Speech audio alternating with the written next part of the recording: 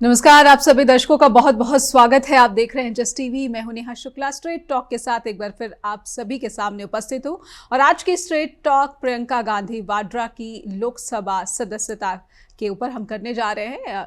जैसे ही प्रियंका गांधी वाड्रा की संसद में एंट्री होती है, बीजेपी काफ़ी हमलावर हो गई है। बीजेपी के जो आईटी सेल के मुखिया हैं अमित मालवीय, उन्होंने तो यहाँ तक कह दिया है कि प्रियंका गांधी जो है वो मुस्लिम लीग की सांसद हैं।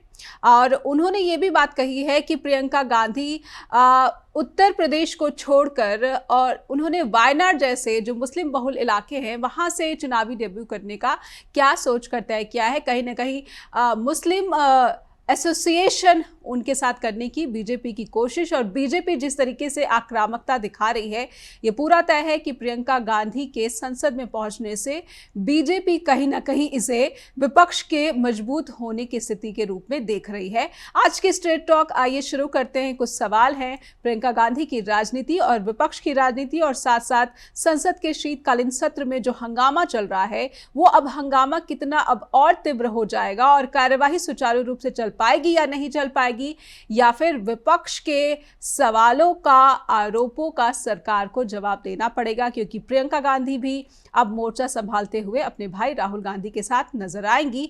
कई टिप्पणियां ये भी आई हैं कि पूरा का पूरा जो गांधी परिवार है संसद में पहुंच गया है, और ये परिवारवाद की राजनीति का एक बहुत बड़ा नमूना गांधी परिवार पेश कर रहा है। तो परिवारवाद को लेकर भी उन पर सवाल पूछे जा रहे हैं, उठाए जा रहे हैं।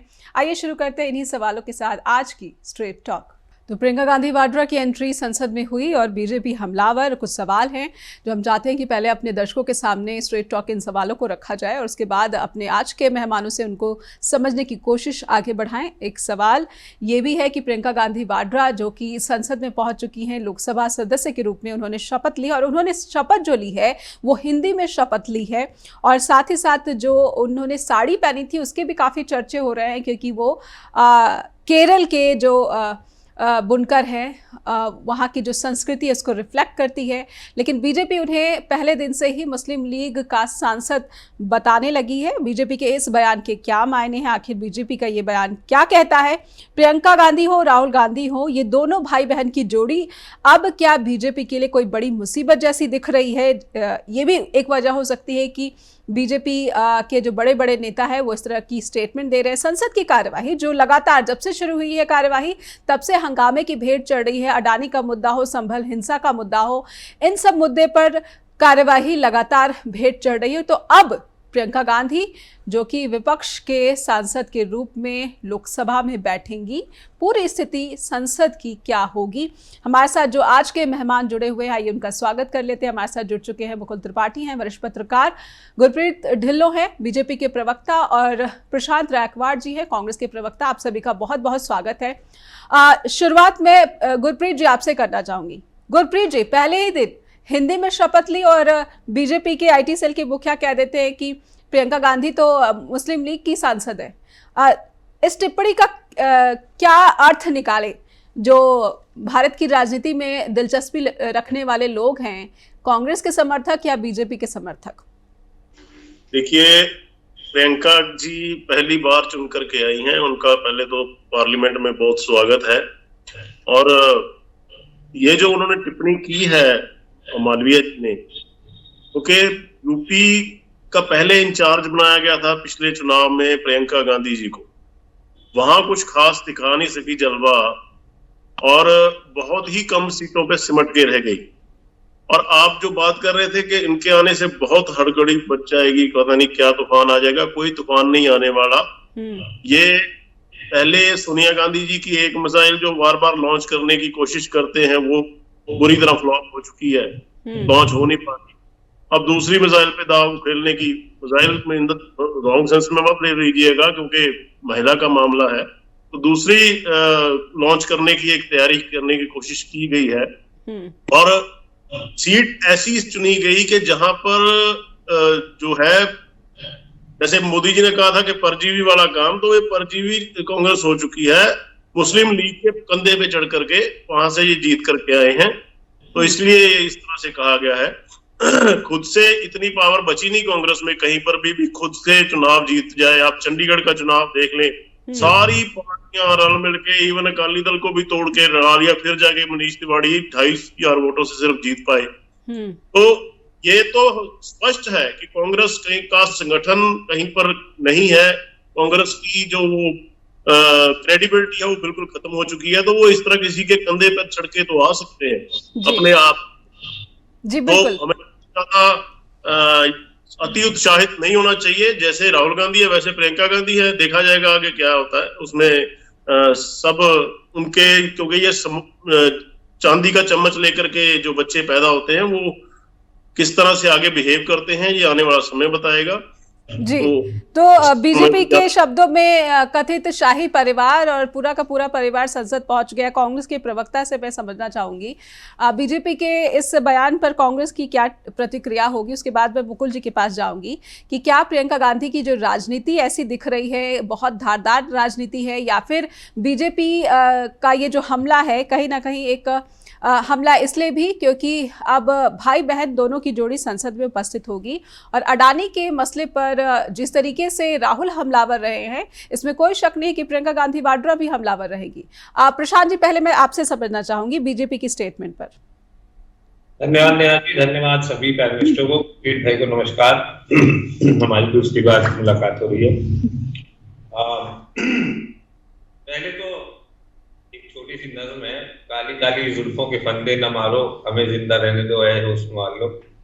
अगर इतना इम्पोर्टेंट नहीं है हमारा परिवार या हमारा संगठन तो आपको टिप्पणी करने की आवश्यकता नहीं है।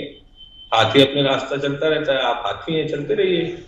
खैर, एक ही परिवार के, हमारे परिवार के एक दूसरे हिस्से के माँ बेटे एक ही साथ एक ही समय पे सांसद के, जनतंत्र के मंदिर सांसद में सांसद थे वरुण गांधी और मेनका गांधी। तब कोई दिक्कत की बात नहीं थी, अब दिक्कत है। ज्योतिरादित्य सिंधिया किसी परिवार से आते हैं, उनको ले लेना कोई दिक्कत नहीं है। माधुरी स्वराज किसी और परिवार से आती है, वो सांसद बन जाए, कोई दिक्कत नहीं है, तब कोई परिवारवाद नहीं।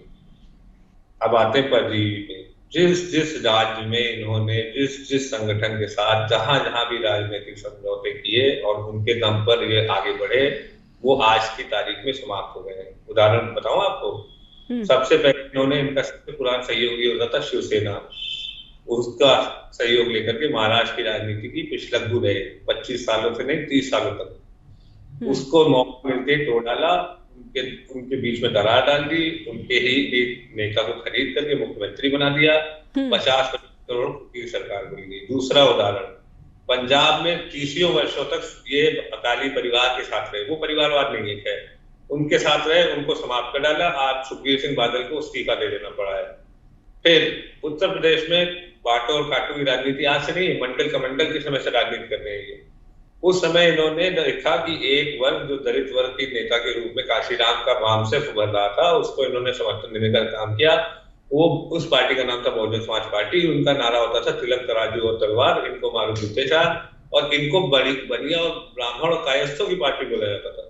इन्होंने उनको 4 बार समर्थन देकर मुख्यमंत्री बनाया और जब काम निकल गया तो दूध में से मक्खी की तरह निकाल के फेंक दिया। आज उनका मात्र एक विधायक है, कोई लोकसभा सांसद नहीं है। 3 चौथा उदाहरण बिहार का, लगातार पिछले 20 वर्षों से लगातार नीतीश कुमार जी अनबाध रूप से मुख्यमंत्री बने हुए हैं। कभी उनका डीएनए खराब हो जाता है, कभी अच्छा हो जाता है, कभी खराब हो जाता है, कभी अच्छा हो जाता है, पता ही नहीं चलता कब खराब है कब अच्छा है। अब क्योंकि डीएनए की बात ये लोग करते हैं, इसलिए इनको मैंने याद दिला दिया। क्योंकि वैसे ही बायोलॉजिकल बात है, लेकिन आपके प्रधानमंत्री तो नॉन बायोलॉजिकल है, तो उस पर मुझे कोई टिप्पणी करनी नहीं। अब आ जाते हैं प्रियंका जी के चुनाव पे। तो पूर्व इतिहास में देखा जाता है कि आदरणीय इंदिरा गांधी जी चिकमंगलुरु से चुनाव लड़ी थी इमरजेंसी में। तब वहां से चिकमंगलुरु की जनता ने उनको प्यार और स्नेह और आशीर्वाद देकर के संसद पहुंचाया। आदरणीय सोनिया गांधी जी बेल्लारी से चुनाव लड़ी थी, इन्हीं वास्तविक स्वराज की माता सुषमा स्वराज के सामने। तब वहां की कर्नाटक की जनता ने प्यार स्नेह सम्मान देकर के संसद पहुंचाया। तो हमारा हर भारतीय से नाता है, ना कोई काटने बांटने की बात है। हमारा हर भारतीय, चाहे वो दक्षिण हो, चाहे वो उत्तर हो, चाहे वो पूर्व हो, चाहे वो पश्चिम हो, सबसे नाता, सब काम कर सकते हो, प्रेम मिलता रहता है।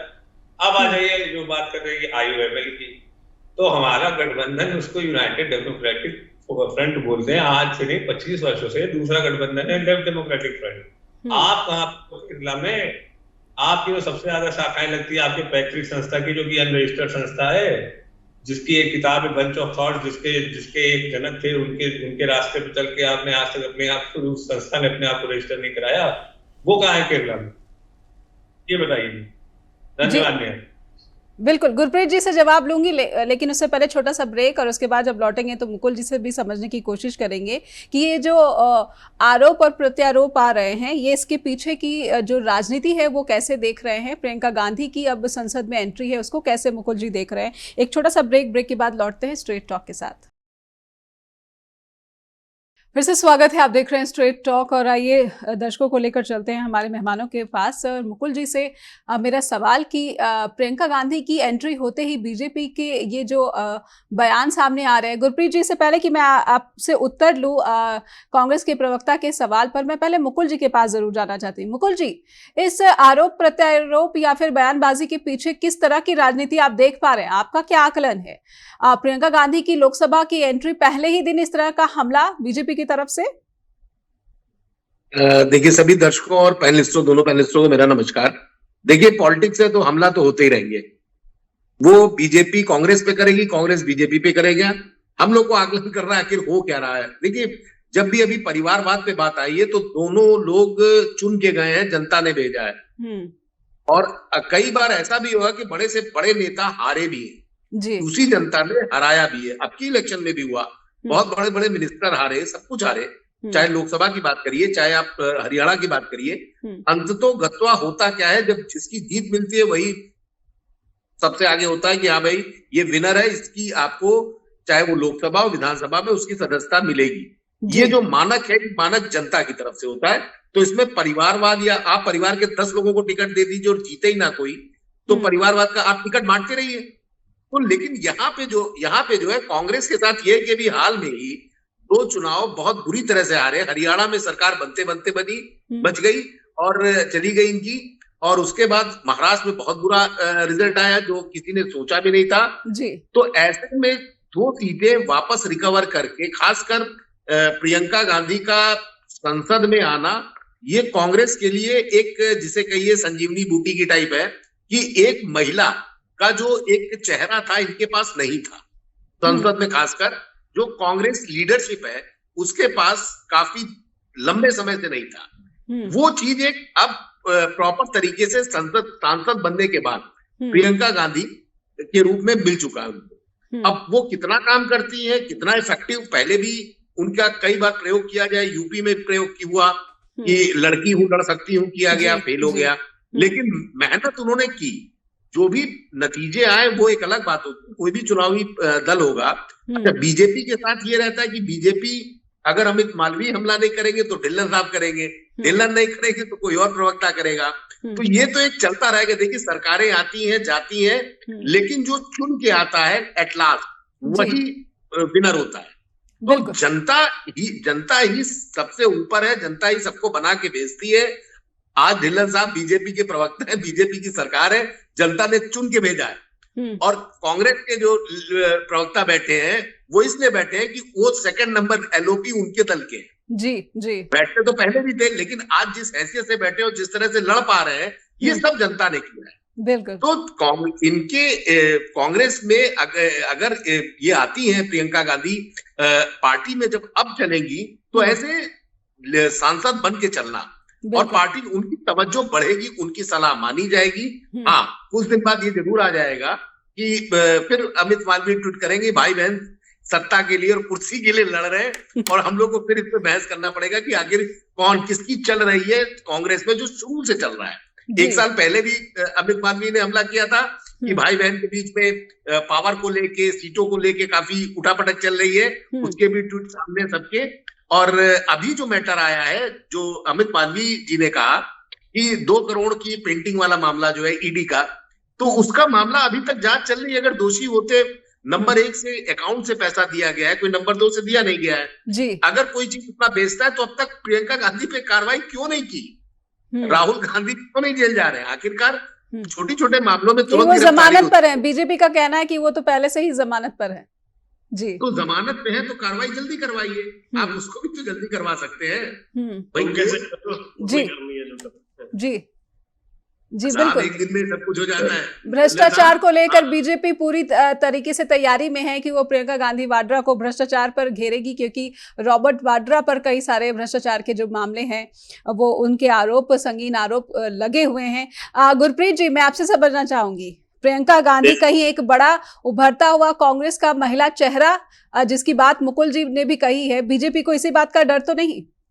नहीं, मैं मुकुल जी की बात से सहमत इसलिए नहीं हूं। इन्होंने कहा कि अब उनको बड़ी गंभीरता से सुना जाएगा, अब उनके पास एक अहम पोजीशन है, लेकिन ये भूल रहे हैं मुकुल जी कि वो पहले भी महामंत्री, जनरल सेक्रेटरी थी कांग्रेस पार्टी की, और जनरल सेक्रेटरी मेन इनका जो होती है संगठन में सबसे टॉप की पोजीशन होती है प्रेसिडेंट के बाद जी। तो कुछ संगठनों में तो जनरल सेक्रेटरी की ज्यादा चलती है, प्रेसिडेंट की उतनी नहीं चल पाती जी। तो इसलिए ये कहना कि अब उनके पास पावर है, उनकी अब सुनी जाएगी, ऐसा कुछ नहीं है। पावर पहले भी थी, लेकिन हाँ, चुनावी राजनीति में वो अब आ गई हैं, तो देखते हैं। अभी तो रिंग के अंदर उतरे हैं, कौन से पंच उनको आते हैं, कौन कौन से उसका ओपोनेंट मारेगा, तो ये तो रहेगा।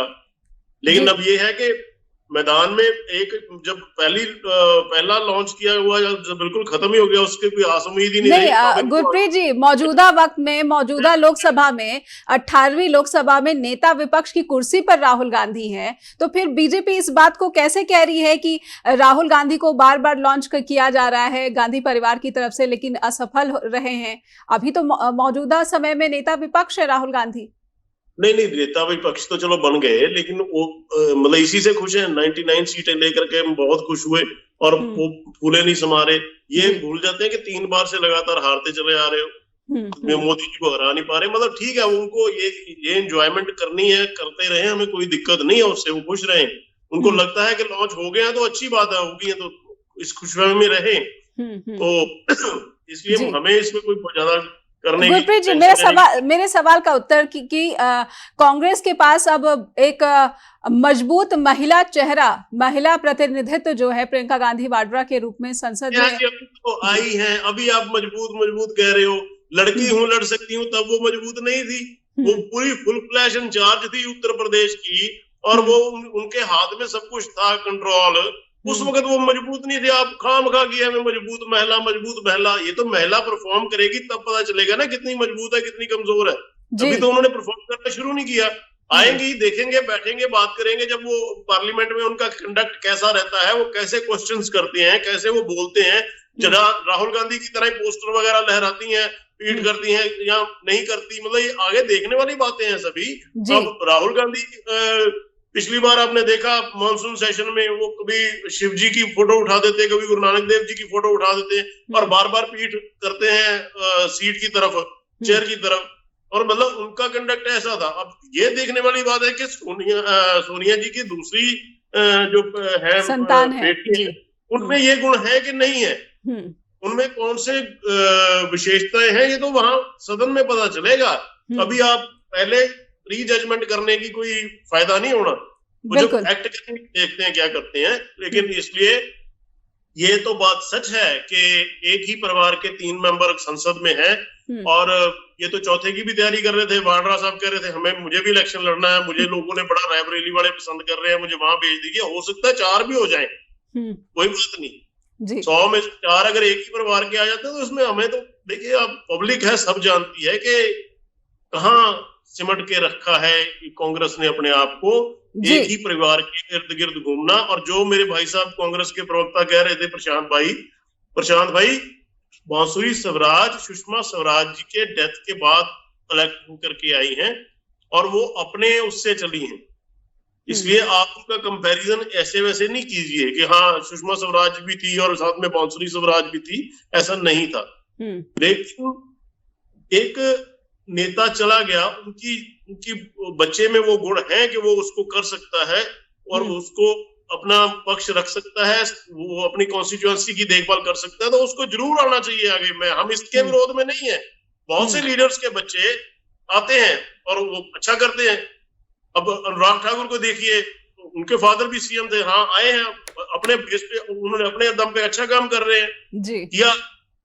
और बहुत से लोग हैं लेकिन गुरप्रीत जी, प्रियंका गांधी की जीत का अंतर भी तो देखिए। प्रियंका गांधी को शायद वायनाड कॉन्स्टिट्यूएंसी के लोगों का जितना प्यार मिला है, ये भी एक बहुत ही बड़ी बात कही जा रही है कि 4 लाख से अधिक वोटों के अंतर से वो जीत कर आई हैं। कहीं ना कहीं जनता उनके निर्वाचन की जो है के साथ थी, इसीलिए ये रिजल्ट और संसद पहुंच सकी हैं। गुरप्रीत जी, से पहले कि मैं आपके पास जी, आपको शुरुआत ही मैंने बधाई से शुरू की, उनका वेलकम किया है हमने, कोई बुरा ऐसा नहीं कहा जी। ठीक है, संसद है, आई हैं तो आके देखेंगे क्या करती हैं।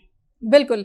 एक छोटा सा ब्रेक के बाद लौटेंगे। कांग्रेस के प्रवक्ता प्रशांत जी हमारे साथ जुड़े हुए हैं, उनका इन आरोपों पर क्या कहना है, उनकी क्या टिप्पणी है। छोटे से ब्रेक के बाद लौटते हैं और समझेंगे।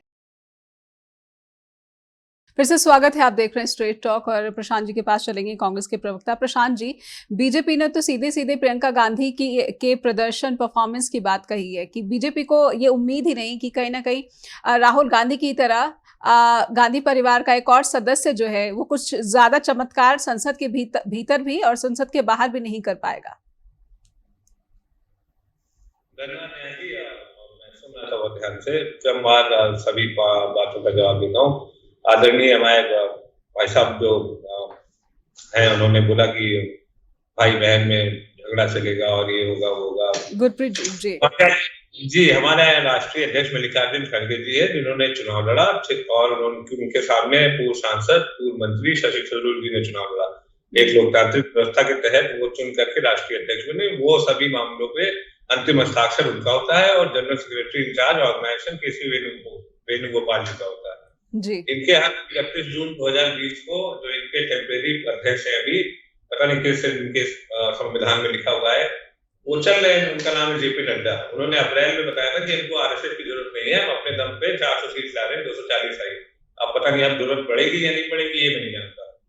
उनको किनारे कर दिया जाता है। जब चुनाव में के बाद मोदी जी अपनी ग्रैंड स्पीच देने जाते हैं दीनदयाल उपाध्याय मार्ग 5 पे, लाइट के सामने फूल इकट्ठा करके मोदी नारों के बीच में, तो आपने वीडियो देखा होगा कि गृह मंत्री अमित शाह ने हाथ मोड़ के पीछे कर दिया।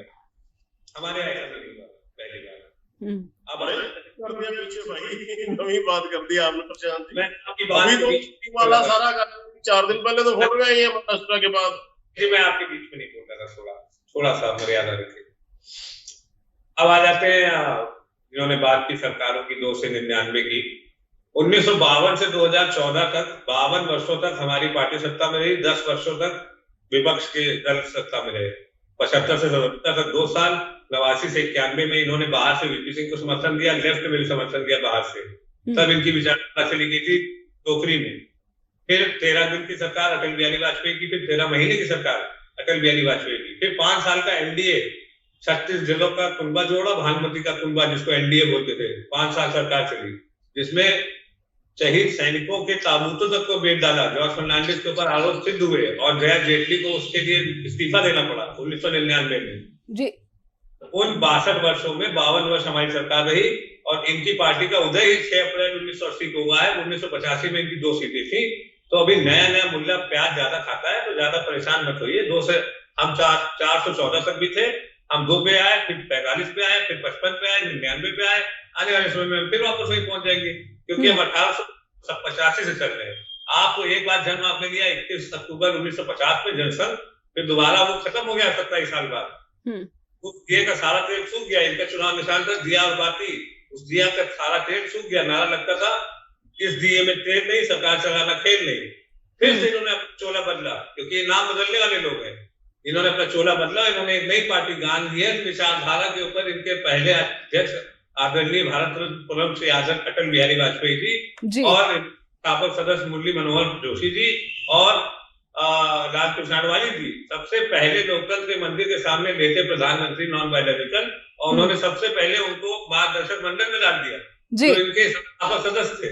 तो अपने गिरेबान में पहले देख लेना चाहिए। ठीक है, गुरप्रीत जी से छोटी सी टिप्पणी आपत्ति जता रहे हैं आप, प्लीज जी आप अपनी बात रखें, फिर मैं अगले सवाल मुकुल जी के साथ। जी प्रशांत जी अब इतिहास छेड़ के बैठ ही गए हैं, तो ये इन्होंने कहा नहीं, वो कांग्रेस की योग्यता का बखान कर रहे थे, क्योंकि आपने कांग्रेस मैं गुजर लाइनों में खत्म कर दूंगा इसको जी कि इन्होंने इतिहास छेड़ लिया और खुद ही अपने पैर पे कुल्हाड़ी मारी है। मेरी कोई गलती नहीं है इसमें। इन्होंने कहा जनसंघ थी, जनसंघ का दिया था, ये था वो था, वो सारी बातों को छोड़िए। फिर इसको खत्म कर दिया, मर्ज होकर के जनता पार्टी बनी। एक मर्ज वो किस लिए हुआ था?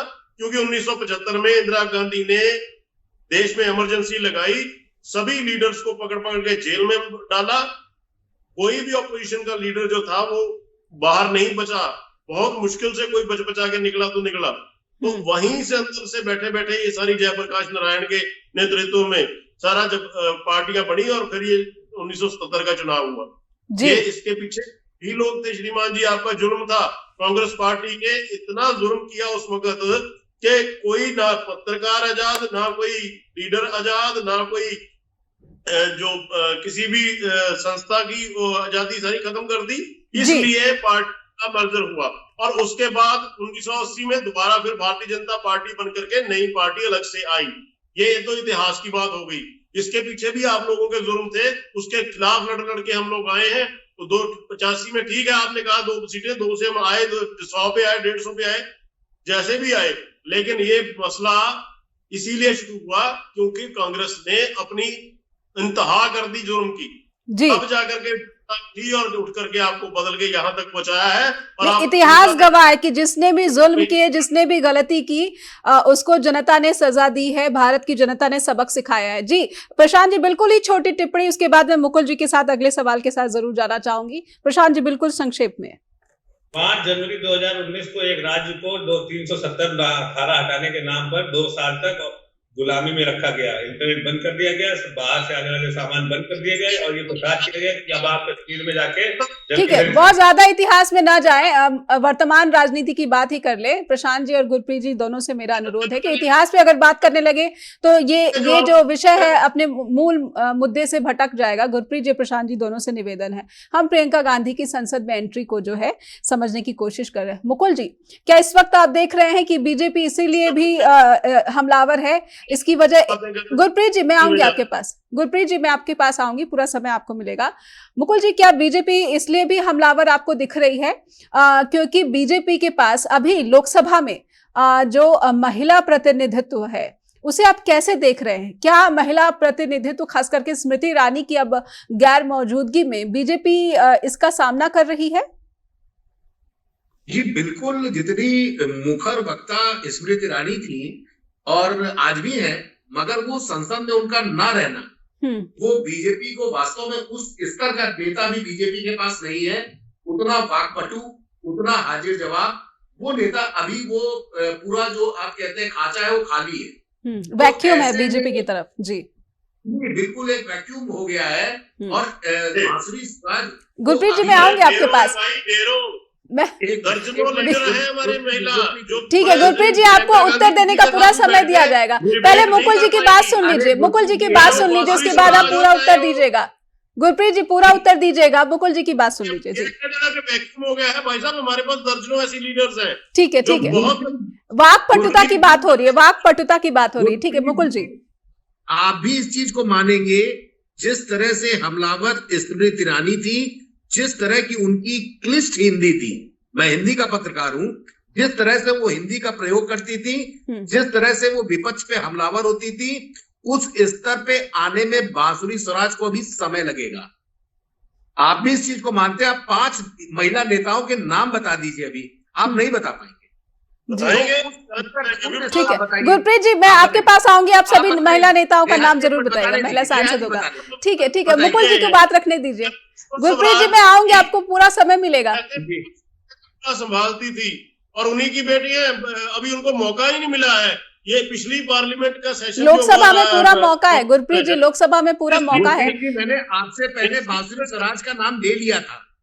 कह रहा हूं कि बांसुरी स्वराज की और प्रियंका गांधी की डिबेट करा लीजिए, 5-10 मिनट में पानी का पानी, दूध का दूध हो जाएगा। ठीक है, ठीक है, ये तो अगर संसद की कार्यवाही चलेगी तभी पता चलेगा, लेकिन संसद की कार्यवाही तो चल ही नहीं रही है, जिसकी जिम्मेदारी दोनों पक्षों पर है, सत्ता पक्ष पर भी और विपक्ष पर भी, कि संसद की कार्यवाही चले तभी तो पता चले कि कौन सा सांसद जो है वो कितना जो मुखर है या फिर अपनी बात कितने मजबूती के साथ रख पा रहा है। मुकुल जी मैं चाहती हूँ कि आप अपनी बात पूरी करें। जी प्रखर प्रवक्ता जितनी अच्छी और जितना वो बेहतर बोलती थी और जितना बढ़िया हमला करती थी, वो उसके हम लोग भी मुरीद है। ऐसा नहीं है, एक देखिए सत्ता पक्ष विपक्ष दोनों होता है, दोनों अपने हम लोग को खाली वॉच करना बाहर से। मैं ना बीजेपी के साथ हूं ना कांग्रेस, लेकिन उस स्तर का अभी एक वैक्यूम है। और गुरप्रीत जी भी मानेंगे, मैंने बांसुरी बांसुरी स्वराज का नाम पहले ही बोल दिया था, इनके बोलने से पहले। लेकिन उसके बाद दूसरा कोई नेता नहीं वो अब बन रही है। और जहां तक कंगना रनौत की बात है, उनकी अपनी इतनी ज्यादा डिस्प्यूट्स हैं कि वो उनको कोई सीरियसली लेता नहीं है। बिल्कुल। बांसुरी स्वराज अगर इस चीज में आगे बढ़ती है तो जरूर वो स्मृति ईरानी का बिल्कुल वो ले सकती है, मगर उसमें समय लगेगा। और जो प्रखर मत बोलूंगा, मुखर तो है ही, प्रखर, इनको सुनना अच्छा लगता है, बिल्कुल अच्छा लगता है। और वो जिस तरह से हमला करती है, बीइंग ए सत्ता पक्ष और वो विपक्ष पे जो हमलावर होती है, ऐसे में जो वैक्यूम कांग्रेस के पास कहीं खाली था, उसमें अगर प्रियंका गांधी कहीं फिट होती है तो बीजेपी के लिए सोचने की बात होगी, जल्दी जल्दी बांसुरी स्वराज को और हाईलाइट करें, ताकि दोनों लोग आपस में कन्वर्सेशन तो कर सके।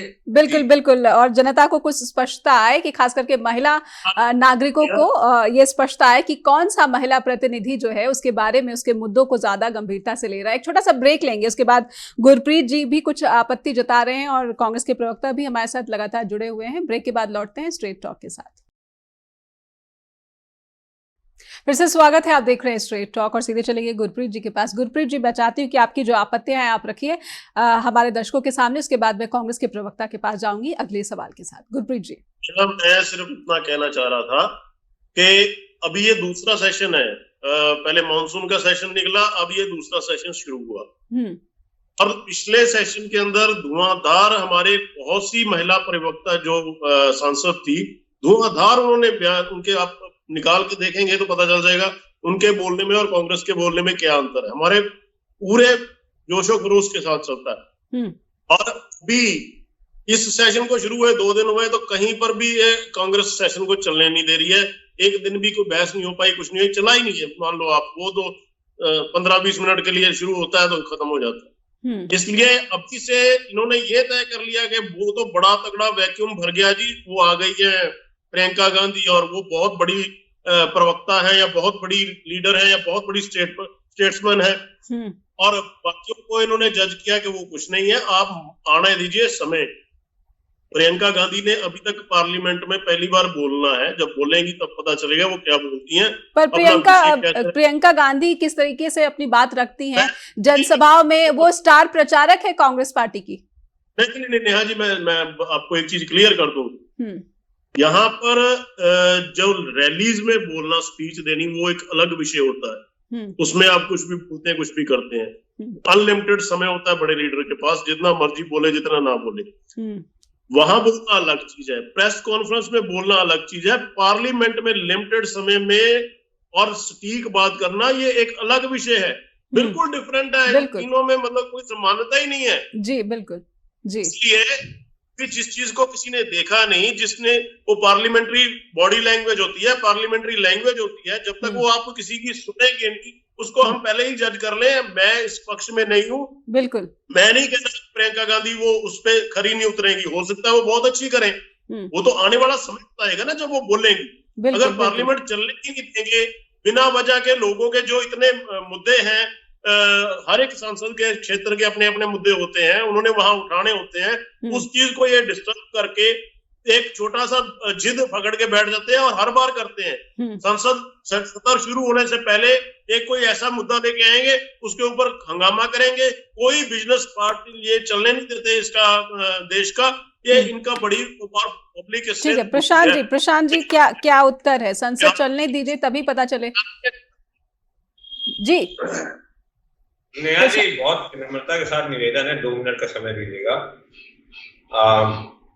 पहले तो याद दिला दूं कि संसद के पटल पे जो बोला जाता है वो रिकॉर्ड पे जाता है, लेकिन स्पीकर जो आजकल के हैं वो रिकॉर्ड हटा देते हैं। दूसरा, उसी संसद के पटल पे इनकी पर वो नियमों का हवाला देते हैं। प्रशांत जी नियमों का हवाला देते हुए कहते हैं अगर नियम के अनुसार नहीं चलेगा कोई भी सदस्य तो वो रिकॉर्ड में नहीं रखा जाएगा। ठीक है, वो प्रथम स्पीकर तो है नहीं और ना अंतिम है, और नियम वैसे ही है, आगे भी वैसे रहेंगे। इसलिए इस स्तर को किनारे रखते हैं, आगे बढ़ते हैं।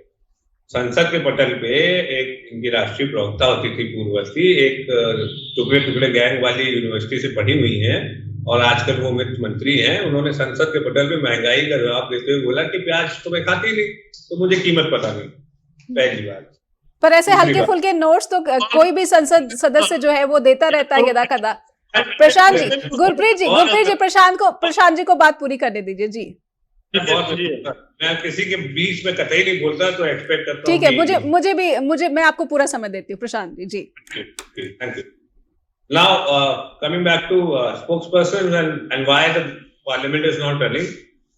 2000 करोड़ रुपए की घूस बांटी गई है, जो विदेश के अंदर यूएस में वहां के डिपार्टमेंट ऑफ जस्टिस और वहां की एसईसी ने रिपोर्ट करके, और उसको वायर एक्ट के तहत, वायर एक्ट आपकी जानकारी के लिए बता दूं कि किसी भी प्रकार के सोशल मीडिया प्लेटफॉर्म पे अगर किसी भी प्रकार की जानकारी लिखित स्वरूप में या फिर और किसी स्वरूप में, जो कि प्रेजेंटेशन हो सकता है, एक्सेल हो सकती है, जो कि व्हाट्सएप मैसेज हो सकता है, अगर आपको एक्सचेंज की है यूएस के अंदर, तो वो वहां की फेडरल ब्यूरो ऑफ इन्वेस्टिगेशन उसको इंक्रिमिनेट कर सकती है।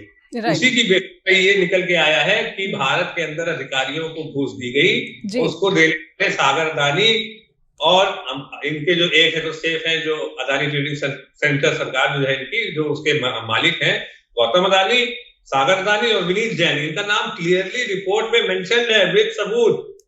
माधवी बुच पार्लियामेंट्री कमेटी के सामने नहीं जा रही है, वो एक लेटरल एंट्री है।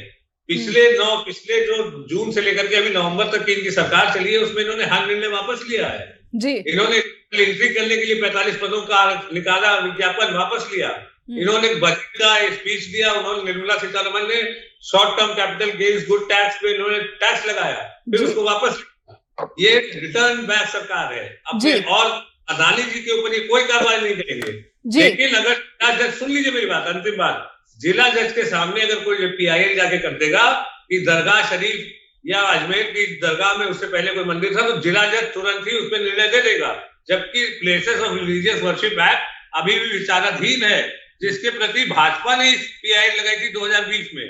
और अंतिम बात बोल दे रहा हूं कि छोड़िए, आप जवाब ले लीजिए, इतना काफी है।